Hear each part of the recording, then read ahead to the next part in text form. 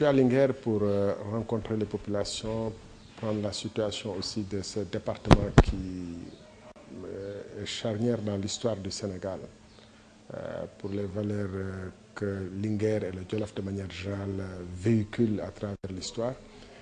Et j'ai vu une partie du pays aussi fatiguée que la plupart des zones de l'intérieur, avec des jeunes désemparés qui n'ont pratiquement pas grand-chose à faire de leur vie et dans leur vie.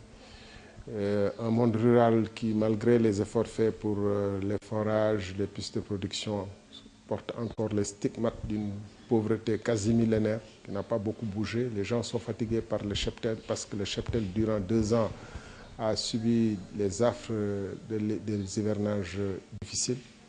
Et ce qui a été fait aussi en termes d'infrastructures, comme les pistes de production, 2 ans ou 3 ans après leur réception, sont dans un état déjà de dégradation sur la précipitation et l'impréparation avec lesquelles ces investissements ont été. Et quand on voit les gens qui sont encore sur des charrettes pour faire 30-40 km aller chercher de l'eau à 8 km, quand on voit des enseignants qui sont obligés de prendre sur leur moto pour aller chercher de l'eau à 14 ou 15-20 km vers Vidou toujours, alors on se dit qu'il n'y a aucune raison d'investir dans des infrastructures comme le centre Abdou Diouf, les arénas et autres réfections de buildings pendant qu'on construit des pôles ministériels, parce que des populations souffrent et sont dans un désarroi et en même temps une révolte vis-à-vis du système qui sont assez inquiétants, cette révolte et ce désarroi, parce qu'ils ne croient plus au système et c'est ça le plus grave dans notre pays. Le président semble avoir une préférence pour la presse étrangère et pour l'étranger de manière générale. La patrie avant le parti, avions-nous dit.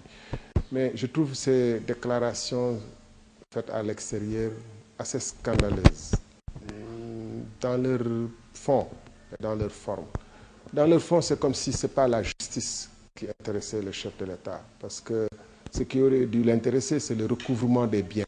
Et alors, si vraiment il y a eu grâce, pourquoi gracier tant que toutes les conditions ne sont pas réunies? Parce que le but, ce n'était pas d'emprisonner quelqu'un ou de le priver de liberté, mais c'est de recouvrer les biens du Sénégal.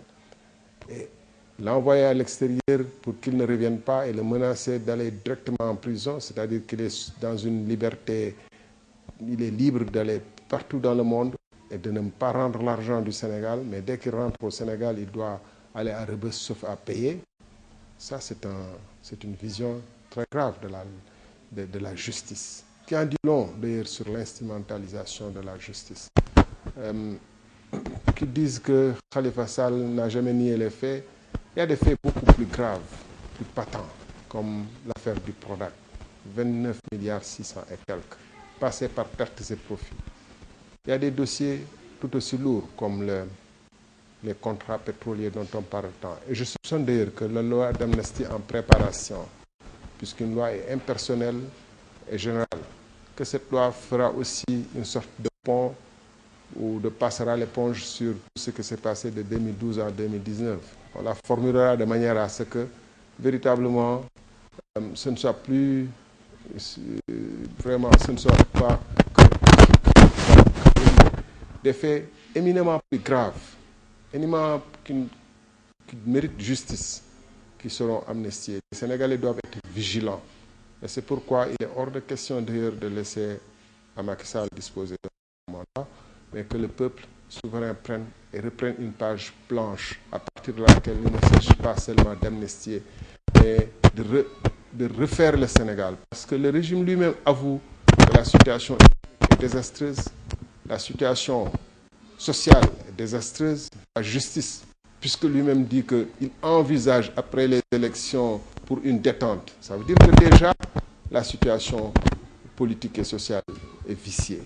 Pourquoi l'envisager après les élections? Pourquoi ne pas aujourd'hui prendre les mesures nécessaires d'apaisement vis-à-vis des populations et vis-à-vis de la classe politique?